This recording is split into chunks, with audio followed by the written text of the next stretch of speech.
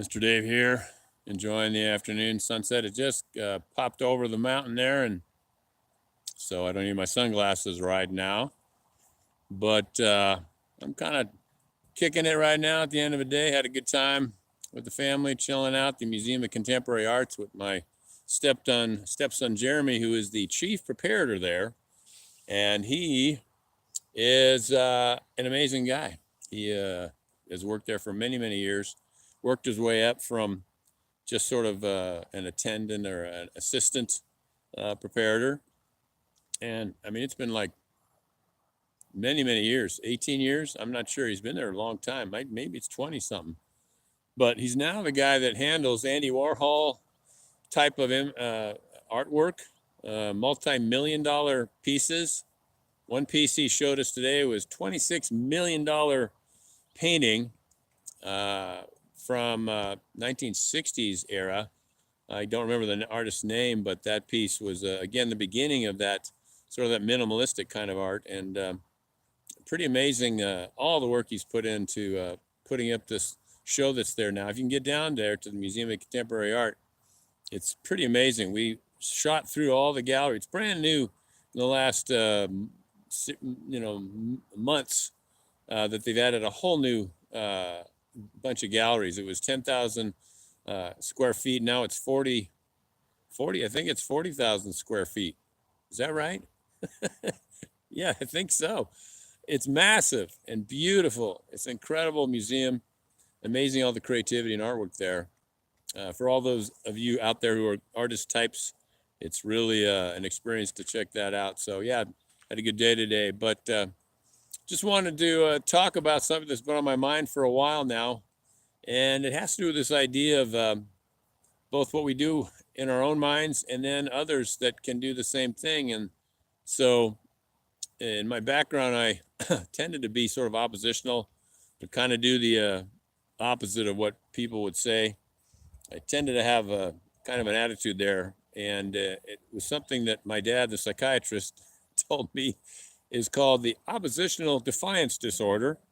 So I had a good dose of that when I was growing up, and artist types like myself and creative folks, and maybe all of us a little bit, tend to have a little quirks and foibles in our personalities that can not assist us in moving forward and being successful. One of those things was this process whereby if someone's trying to give you some ideas or suggestions, and again, it gets back to the oppositional defiance disorder type of characteristic that sometimes creeps into our personalities.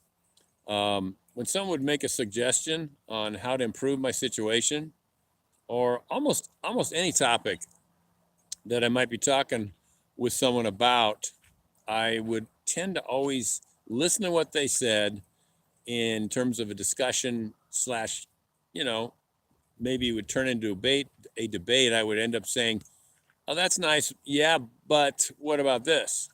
So I would have a habit of having that "yeah, but" come in conversations with folks, always finding a way or a reason to question their wisdom, their suggestions, or their ideas, their philosophies, their beliefs, and go, "That's nice, yeah, but," and there'd be a contradictory kind of commentary about it that would be a cause for doubt or questioning about the wisdom of maybe what they were sharing. And it was really like a bad habit, and it kind of got in the way of just really processing their ideas or concepts or what's going on. So this little talk I'm doing right now, this little YouTube live, I'm thinking about the yeah buts that come into our spirit and our personality, and we just like, hmm. I just would tend to just have a yeah but to everything, anything they talked about. They'd give me some great wisdom. I'd be like, yeah, but what about this? And yeah, what about that? And it was a process of reacting to people's wisdom and suggestions about how to live a better life, how to get something done. And even if they had expertise, I'd always find a way of having a question there and a contradiction to what they were saying. So that kind of blocks the way to learning a lot of times. And my mom, when I lived with her in my very early 20s before I got out on my own, my mom and my sisters, we were living together in my last years in high school, my last year in high school, and we'd just get around and all kind of do the yeah buts about everything. So gotta get my stogie back up and running. Come on, baby.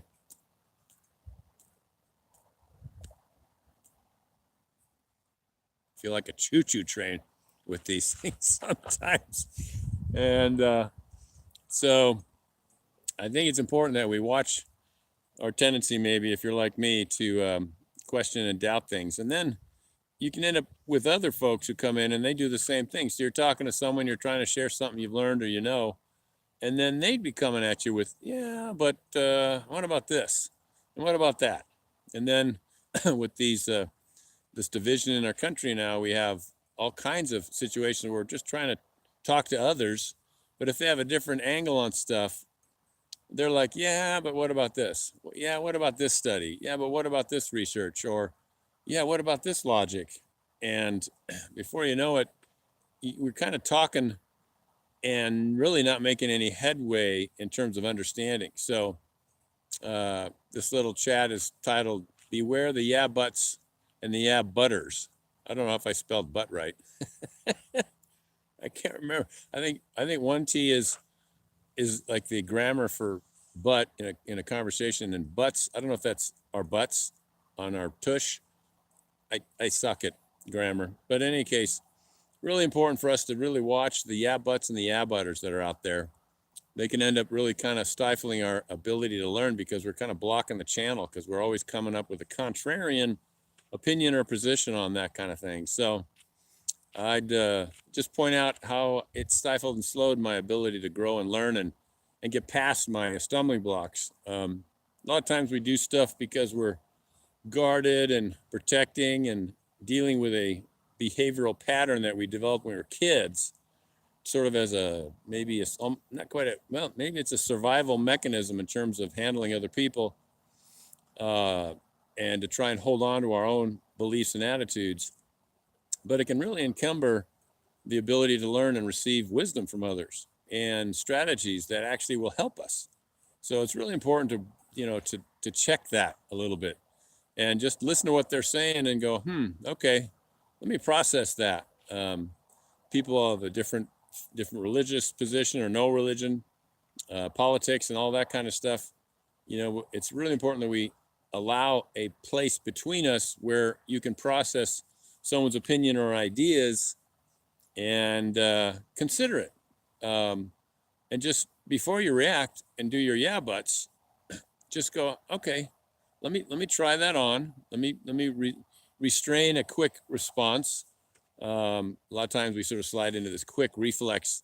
Okay, let me show you my evidence of my position on this issue.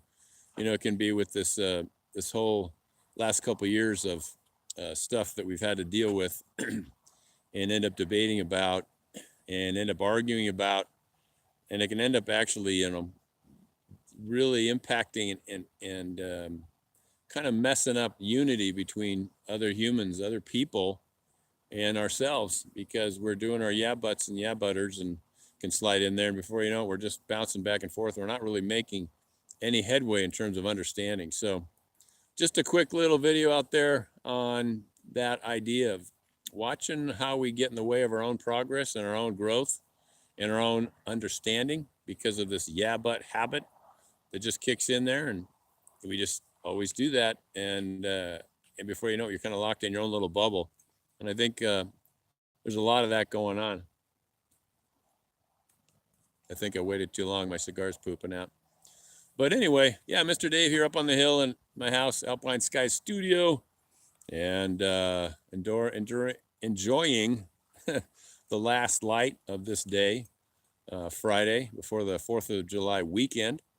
So, yeah, let's try to restrain our impulse to react and allow a space between ourselves and others to digest and at least explore other people's opinions and ideas.